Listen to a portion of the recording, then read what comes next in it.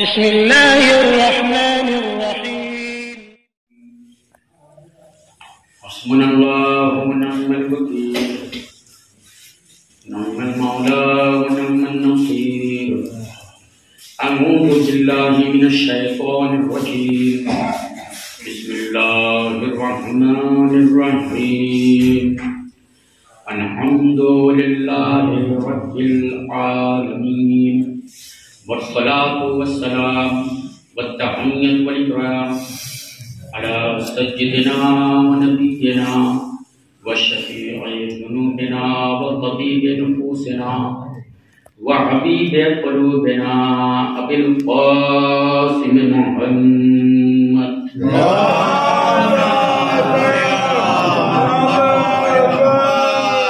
وعلى آله الطيبين الطاهرين المعصومين المظلومين المنتقمين المنتجبين الغر الميامين الذين أذهب الله عنهم الرجس وطهرهم تطهيرا ولعنة الله على أعدائهم أجمعين من الآن إلى يوم الدين أما بعد فقد قال الله سبحانه تبارك وتعالى في كتابه المبين وقوله الحق بسم الله الرحمن الرحيم إنا أعطيناك الكوثر فصل لربك وانحر إن شانئك هو الأبتر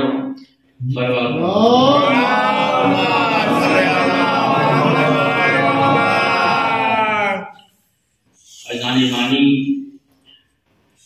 محفل کو اصلاً اشعار اور نظم اور قصیدہ خوانی کا نام ہے۔ ظاہر بات ہے کہ ان قصائد اشعار اور نظم کے بعد جو ہے وہ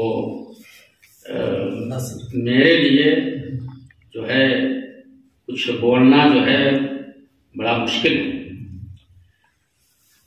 لیکن بہرحال کوشش یہ کروں گا کہ مدحت زہرا میں کچھ اپنے عرائض، کچھ فضائل جو ہے اس طرح سے پیش کروں کہ نہ تو نظم بگڑنے پائے اور نہ تو نثر بکھرنے پائے۔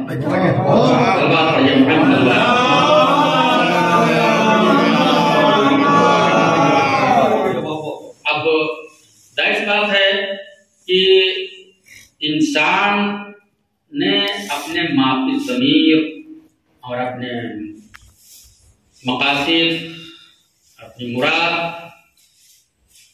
اپنے خواہشات، اپنے مطالب، اپنے دل کی باتوں کو ظاہر کرنے کے لیے جن وسیلوں کو اختیار کیا ہے وہ دو چیزیں ہیں، دو طرح سے، ایک تو نثر ہے، دوسرے نظم ہے۔ نثر بہرحال نثر ہے نا، نثر کے معنی ہوتے ہیں بکھرنے کے، اسی سے جو ہے در منصور وہ ایک تفسیر جو جلال الدین سیوطی نے لکھی ہے، انہیں بکھرا ہوا موتی ہے نا۔ تو خیر، تو نثر بکھرنے کا، چونکہ اس میں الفاظ جو ہے بکھرے بکھرے ہوتے ہیں، منظم نہیں ہوتے، مرتب نہیں ہوتے، موزون نہیں ہوتے، اس وجہ سے اس کو نثر کہتے ہیں۔ لیکن اشعار کو نظم کہتے ہیں، کیوں؟ اس لیے کہ اشعار جو ہے منظم ہوتے ہیں اور مرتب ہوتے ہیں، موزون ہوتے ہیں، وزن ہوتا ہے، اس وجہ سے اس کو نظم کہتے ہیں۔ نظم بہرحال اپنے خاصیات، اپنے محاسن، اپنے اثر کے لحاظ سے نثر سے جو ہے افضل اور مؤثر تر مانی گئی ہے نا۔ یعنی ایک بات جو کہ نثر میں کہی جائے وہ اتنا اثر نہیں رکھتی جتنا کہ وہی بات اگر کوئی شاعر شعر کے قالب میں ڈھال دو اور اس کو شعر کے قالب میں پیش کرے تو وہی بات جو ہے وہ زیادہ اثر رکھتی ہے نا. ہاں یہ اس کی خوبی ہے. اب دیکھیے قرآن مجید کا نہج اور اسلوب کیسا ہے نا. قرآن مجید جو ہے ظاہراً ہے نثر میں، لیکن نظم کی ساری خوبیاں اس میں موجود ہیں. اور یہی وجہ ہے کہ جس سورے کی تلاوت کا شرف میں نے حاصل کیا یعنی سورہ کوثر، اس میں اتنا اثر تھا کہ جب اس کو خانہ کعبہ پر لٹکایا گیا تو اس سے پہلے جو ہے وہ عرب کے سب سے بڑے فصحاء اور بلغاء جو تھے، سب سے بڑے شاعر، ان لوگوں نے اپنے قصیدے خانہ کعبہ کی دیواروں پر لٹکا دیے تھے. یہ ہے کوئی جو ان کا جواب لے آئے؟ تو فصاحت و بلاغت میں اور اثر میں، کلام کے محاسن، اشعار کے محاسن اور خوبیوں کے لحاظ سے وہ اتنے زبردست تھے، اتنے عظیم قصیدے تھے کہ ان کا کوئی جواب نہیں لا پایا تھا. اور 7 قصیدے تھے 7 شاعروں کے جو آج بھی موجود ہیں سبع معلقہ کے نام سے، اور بہت سے مدارس میں پڑھائے بھی جاتے ہیں. تو ان قصائد کا کوئی جواب نہیں تھا فصاحت و بلاغت میں، اشعار کے محاسن اور خوبیوں کے لحاظ سے کوئی جواب نہیں تھا، لاجواب تھے. لیکن جب سورہ کوثر حضرت رسول خدا صلی اللہ علیہ وسلم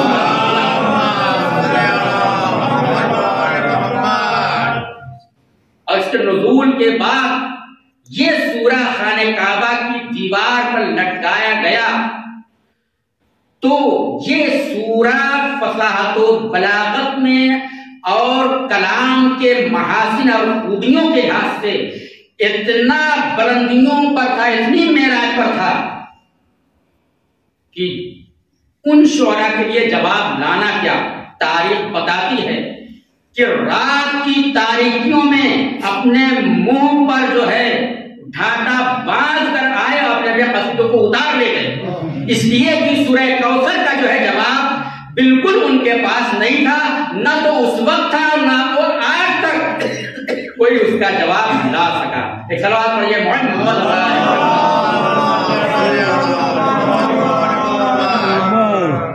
تو مجھے کہنے دیجئے کہ جب کوئی اس وقت سے لے کر آج تک سورہ کوثر کا جواب نہیں لا سکا تو پھر مصداق کوثر کا جواب کیسے لا سکتا ہے؟ سوال پر یہ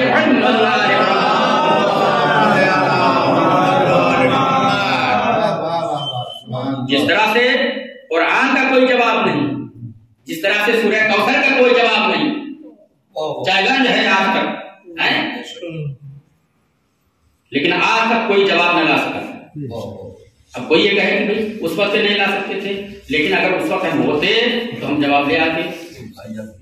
تو ایسا نہیں ہے. قرآن کا چیلنج جو ہے آج تک ہے، قیامت تک ہے. اور ایسا نہیں ہے کہ عرب میں آج بھی جو ہے وہ غیر مسلم نہیں ہے. آج بھی عرب میں یعنی خالص عربی جو اصلاً نسلی لحاظ سے عرب ہیں وہ غیر مسلم آج بھی موجود ہیں. عیسائی بھی ہیں، یہودی بھی ہیں، یہاں تک کہ زندیق بھی مل جائیں گے، عزدی ہیں وغیرہ وغیرہ. بہت سے جو ہے وہ مذہب مسالک کے دھنگے بھی مل جائیں گے. لیکن آج تک کسی نے ہمت نہیں کہ اس کا جواب لے آئے. بھائی بڑی بڑی جنگیں لڑنی اسلام کے خلاف، جنگ لڑنا، لڑائی کرنا، قتل و غارت کرنا، قتل ہونا، یہ سب کتنی مشقت کی چیز ہے. بھائی اس سے زیادہ تو آسان یہی ہے کہ مل بیٹھ کے جو ہے ایک چھوٹے سے سورہ کوثر کا جواب لے آئے آج بھی. لیکن جو آسان چیز ہے ان کے لیے اس کا جواب نہیں لا سکتے، اور چونکہ جواب نہیں لا سکتے اس لیے قتل و غارت اور جنگ پر جو ہے آمادہ ہو جاتے ہیں. تو اس کا مطلب یہ ہے کہ اس وقت سے لے کر آج تک، آج سے قیامت تک قرآن کا یا اسے اس کے چھوٹے سے چھوٹے سورہ کوثر کا کوئی جواب نہیں لا سکتا، تو جس طرح سے قرآن کا اور سورہ کوثر کا کوئی جواب نہیں لا سکتا، اسی طرح سے جو مصداق کوثر ہے اس کا بھی قیامت تک کوئی جواب نہیں لا سکتا۔ صلوات پڑھیے محمد و آل محمد۔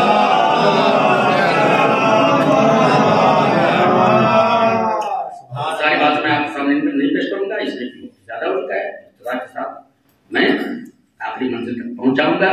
اب دیکھیے یہاں پر جو ہے وہ جس طرح سے اور بھی آیتوں میں جو ہے وہ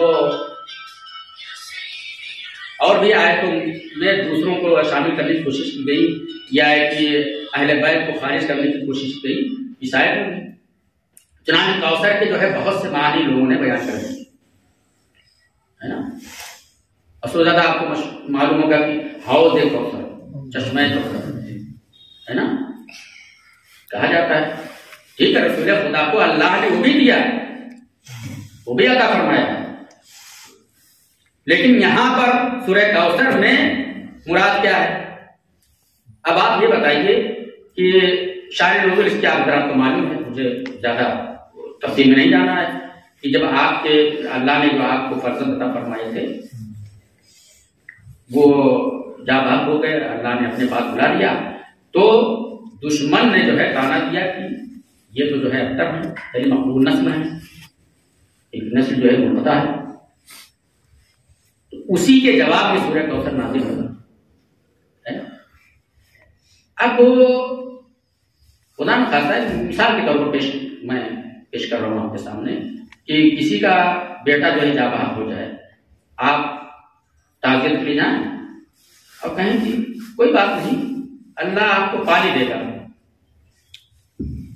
اللہ آپ کو جو ہے چشمہ عطا کر دے گا۔ یہ تو ہنسنے کی بات ہے، خلافیت کی بات ہے کہ کہاں اس کا بیٹا جو ہے وہ مر گیا ہے اور آپ کہیں کہ کوئی بات نہیں، اللہ جو ہے اس کے بس تم کو جو ہے وہ ایک چشمہ دے دے گا، پانی دے دے گا، ایک حوض دے دے گا۔ یہ بات عقل میں آ گئی کہ اس طرح سے جو ہے اللہ جو ہے اس طرح سے کلام کرے گا؟ جب ایک جو ہے عام انسان جو ہے اس طرح سے کلام نہیں کر سکتا، اس طرح سے سلوک پیش نہیں کر سکتا، اس طرح سے کسی کو تسلیت نہیں پیش کر سکتا، تو جو خلاق عقل ہے پروردگار عالم وہ کیسے ممکن ہے کہ جو ہے اس طرح سے جو ہے کہے گا؟ کہاں تو رسول خدا کے فرزند جو ہے جہاں باپ ہوئے ہیں اور اس کے جواب میں اللہ کہے کہ میں نے اے حبیب میں نے تم کو کوثر یعنی چشمہ کوثر دیا، حوض کوثر دیا، تو گویا کسی فرزند کا، کسی بیٹے کا نعم البدل پانی یا حوض یا چشمہ ہو سکتا ہے؟ نہیں ہو سکتا، خلافی عقل بات۔ اس کا مطلب یہ ہے کہ شان نزول کے مطابق کوثر کا مصداق شان نزول کے مطابق ہونا چاہیے، یعنی جب اللہ نے رسول خدا کے فرزندوں کو اپنے پاس بلایا، وہ جاں بحق ہو گئے، تو اب فرزند کے عوض میں فرزند ہی ہونا چاہیے یا فرزند سے بہتر ہو؟ فرزند کے عوض میں، اس کے بدلے میں فرزند ہونا چاہیے یا اس سے بہتر چیز ہونا چاہیے، اس سے افضل چیز ہونی چاہیے؟ اب ظاہر سی بات ہے کہ وہ کون ہو سکتا ہے؟ وہ یہی ذات والا صفات شہزادی کونین معصومہ کونین خاتون جنت حضرت فاطمہ زہرا سلام اللہ علیہا جو ان پر تلوث یقر وعلا صلوات پڑھیے محمد و آل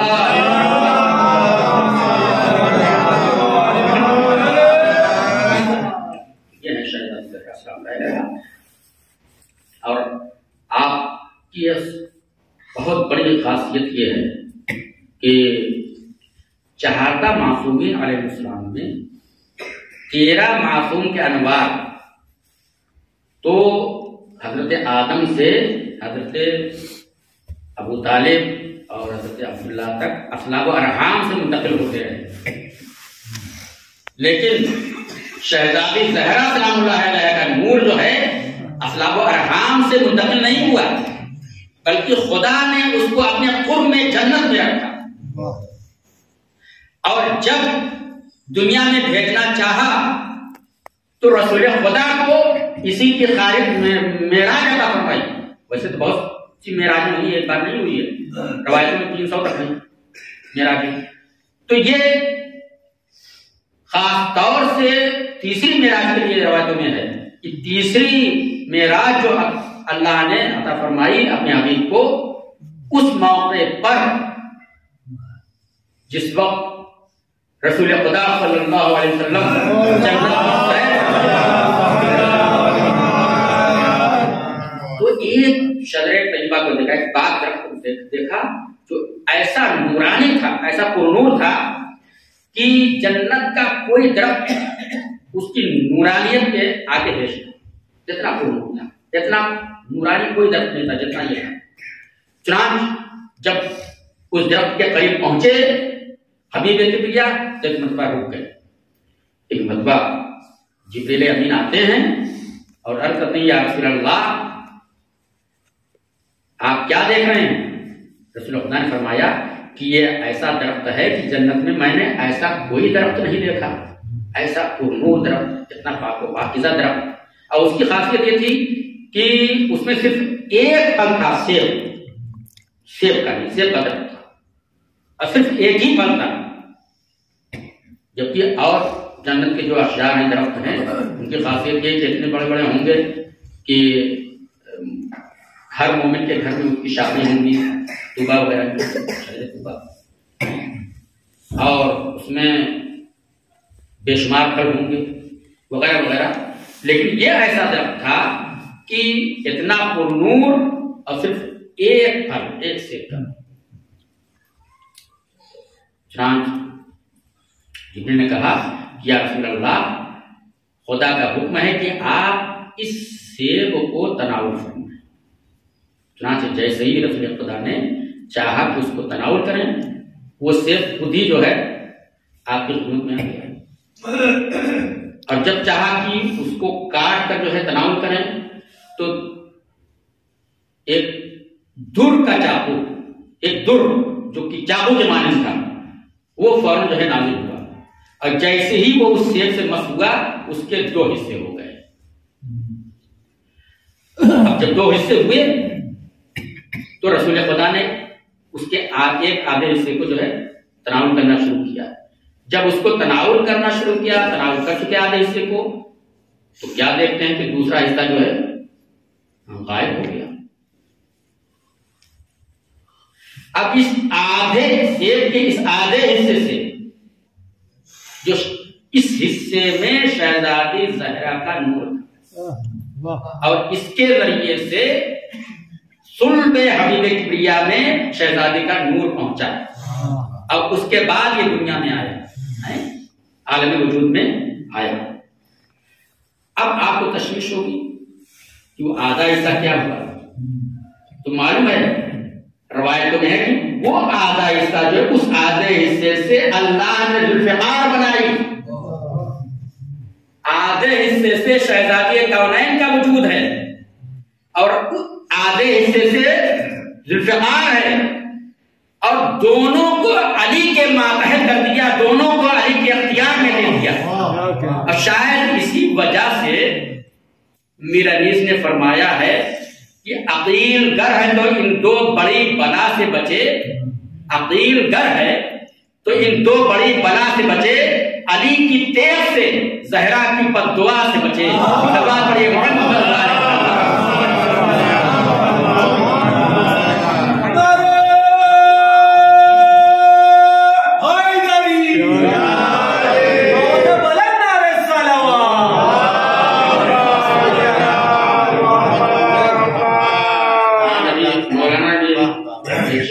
اسی طرح کا پیش کیا کہ جس طرح سے جو ہے وہ مولا علی کی تلوار ذوالفقار چلتی تھی میدان جہاد میں، اسی طرح سے شہزادی زہرا کے خدموں کی حسام چلتی تھی. جس طرح سے ذوالفقار حیدری نے دشمنان خدا کو جو ہے وہ قتل کیا، اسی طرح سے خطبہ زہرا کی ذوالفقار نے بھی دشمن زہرا کو نیست و نابود کر دیا. ایک کلمات پڑھیے محمد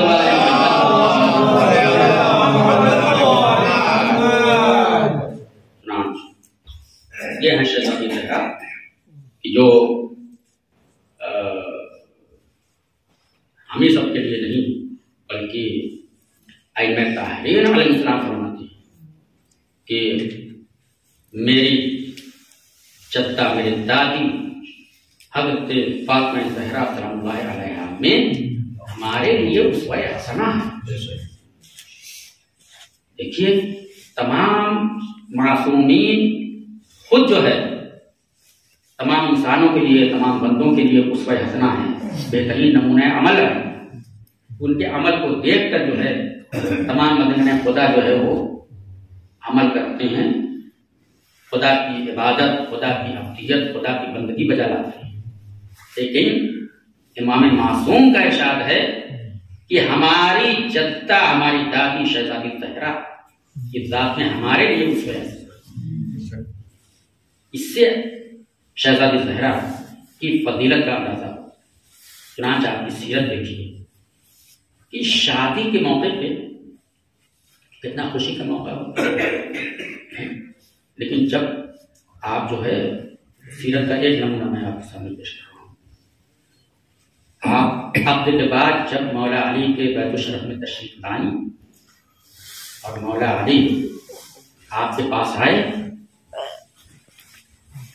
تو ایسا موقع ہے بات ہے کہ اگر اس موقع پہ شادی کے موقع پہ ہمارے ہاں کوئی قبر وغیرہ کا نام لے لے تو کتنی بڑی بدشگونی سمجھی جاتی ہے.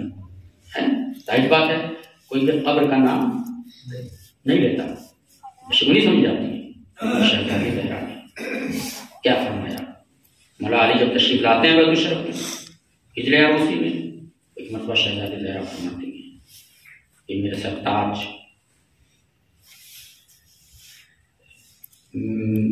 میرے بابا کے میرے انتقال سے، یعنی جس طرح سے میں آج جو اپنے بابا کے گھر سے آپ کے گھر منتقل ہوئی، اس انتقال نے مجھے ایک اور انتقال کو یاد دلا دیا. جس طرح سے دیکھیے ہر عورت کے لیے درس عبرت ہے، ہر عورت ہی کے لیے نہیں بلکہ ہر مرد کے لیے درس عبرت ہے. یہ نمونہ بہترین نمونہ عمل ہے نا. فرماتی ہیں کہ آج جس طرح سے میں نے اپنے بابا کے گھر سے آپ کے گھر انتقال کیا ہے، اس انتقال نے مجھے ایک اور انتقال یاد دلا دیا. وہ کیا کہ اسی طرح سے میں ایک دن آپ کے گھر سے قبر یعنی دار آخرت کی طرف انتقال کروں. لہذا اے علی آؤ آج کی شب اللہ کی عبادت کی جائے، اللہ کی نماز پڑھی جائے، اور پھر دونوں حضرات اللہ کی عبادت اللہ کی نماز میں مشغول ہو گئے. یہی وجہ ہے کہ جس وقت دوسرے دن حضرت رسول خدا صلی اللہ علیہ وسلم مولا علی سے پوچھا کہ علی تم نے فاطمہ کو کیسا پایا؟ تو مولا علی کا جواب ہے کہ میں نے خدا کی عبادت میں فاطمہ کو بہترین مددگار پایا. یعنی وہ کہ جو خدا کا خاص بندہ ہے، جو خدا کے گھر میں یعنی خدا کے معبد میں خدا کے عبادت خانے میں پیدا ہوا، جو مجسم عبد خدا ہے، وہ کہہ رہا ہے کہ میں نے شہزادی زہرا کو خدا کی عبادت کے لیے جو بہترین مددگار. تو لہذا ہم سب کو، ہماری خواتین کو، مردوں کو، سب کو جو ہے شہزادی کے اس سیرت سے اس فضیلت سے جو ہے ہمیں درس عبرت لینا چاہیے. اب میں آخر میں یہی دعا کروں گا کہ بار الہ اس مبارک شب میں ہم کو صرف ظاہر بات ہے کہ اتنی بڑی عید ہے، عید میلاد حضرت زہرا سلام علیہا، تو باہر سے عیدی چاہتے ہیں، وہ عیدی یہ ہے کہ ہم سب کو شہزادی فاطمہ زہرا سلام علیہا کی سیرت پر ہمیشہ ہمیشہ چلنے کی توفیق عطا فرمائے۔ وآخر دعوانا الحمدللہ رب العالمین۔ بسم اللہ الرحمن الرحیم۔ ان اللہ وملائکتہ یصلون علی النبی یا ایھا الذین آمنوا صلوا علیہ وسلموا